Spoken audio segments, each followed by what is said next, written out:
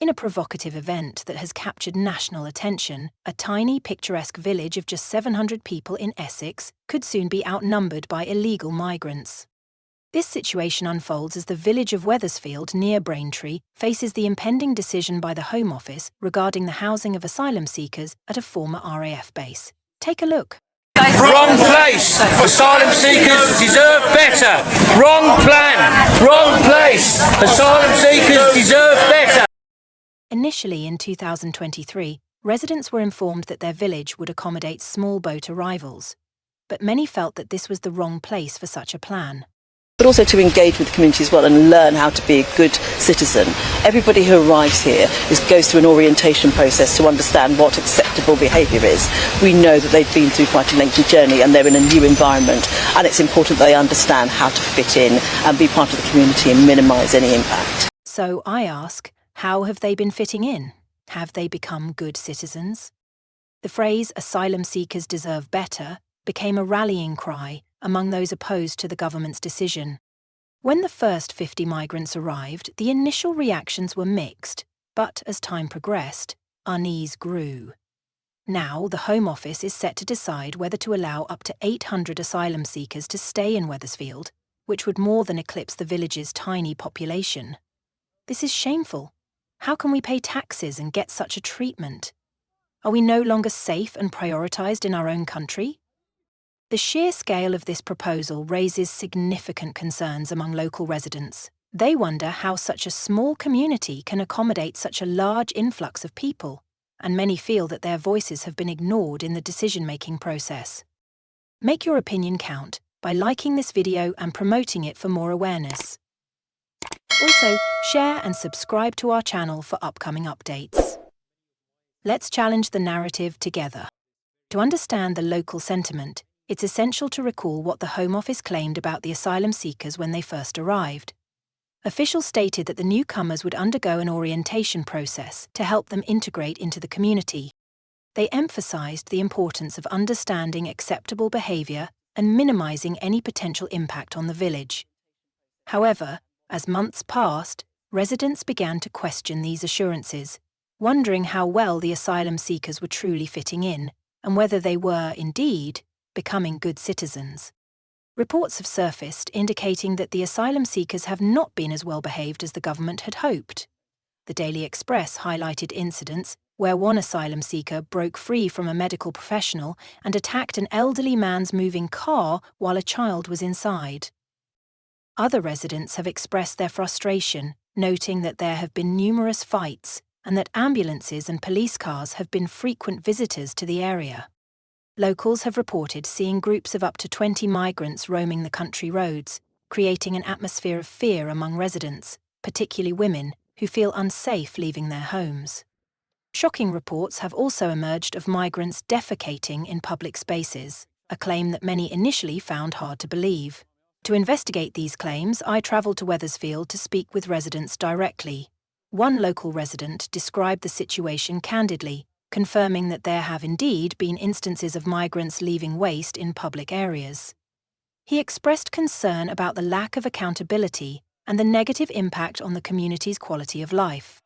The fear within the community has reached a point where many residents are reluctant to speak out about the situation, fearing repercussions. Eventually, I found a resident willing to share his thoughts on camera. He expressed his worries about safety, stating that he doesn't want his family to encounter strangers in the fields or on the lanes. Another resident, Jeff, who runs a local food business, recounted a troubling incident where a migrant attempted to access a local woman's car, highlighting the growing tension in the area.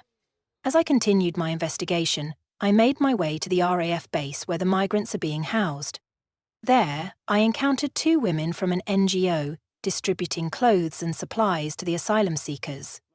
When I approached them for a brief interview, they seemed reluctant to engage. They were from an organisation called Care for Cal, which supports migrants, but were not forthcoming about their efforts or the specifics of their work. The reluctance of these individuals to discuss their activities raises questions about transparency and accountability in the support provided to asylum seekers. One asylum seeker I spoke with shared his experience of arriving in the UK via a small boat, When I inquired about the journey and whether he had paid smugglers, he hesitated to provide details. This raises significant issues regarding the circumstances surrounding the influx of migrants. How are these individuals managing to afford such perilous journeys? It suggests a level of organisation and funding that contradicts the narrative of desperate individuals fleeing war or persecution. Adding to the complexity of the situation, local residents have voiced their frustrations about the lack of adequate public services in their village. While the asylum seekers have been provided with regular transportation to and from the base, the bus service for the villagers remains poor, leaving them feeling neglected by local authorities.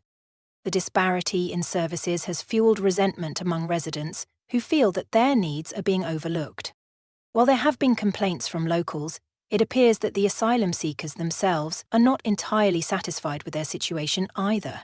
Previous protests have highlighted their grievances regarding inadequate living conditions, including complaints about being cold and having slow internet access. The situation is clearly fraught for both the residents and the migrants. As the Home Office approaches its decision regarding the potential increase in asylum seekers at the base, the local community is left feeling anxious and unheard. Many residents worry about what this influx would mean for their village, which is already struggling to maintain its character and safety in the face of significant change. To further explore the implications of this situation, I spoke with a panel of experts. They echoed many of the sentiments expressed by residents. One panelist pointed out that the ongoing migration crisis is changing the cultural fabric of villages like Wethersfield. The impact of such changes can be profound, and many fear that the essence of their communities is being altered irrevocably. Another panelist highlighted the broader trend across the UK, noting that similar situations are occurring in other small towns and villages. They emphasised the need for local authorities to recognise the unique challenges faced by these communities and to involve residents in discussions about immigration and asylum policy. In closing, as the Home Office prepares to make its decision, it is crucial to consider the voices of the people in Wethersfield. Their concerns reflect a broader anxiety about the implications of immigration on community identity and safety. The situation serves as a reminder of the importance of open dialogue and consultation between government officials and local residents. Thank you for joining us as we explored this pressing issue. If you have thoughts or experiences related to this topic, we encourage you to share them in the comments below. Don't forget to subscribe for more updates on current events and social issues. Your voice matters, and together we can foster a deeper understanding of the complexities surrounding immigration and community relations. Take care, and we look forward to seeing you next time.